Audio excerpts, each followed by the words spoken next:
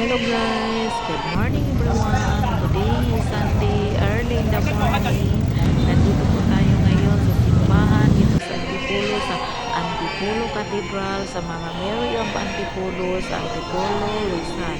Ito siya guys, ang Mama Mary. Ang daming nanampalataya dito sa kay Mama Mary. So nandyan guys, marami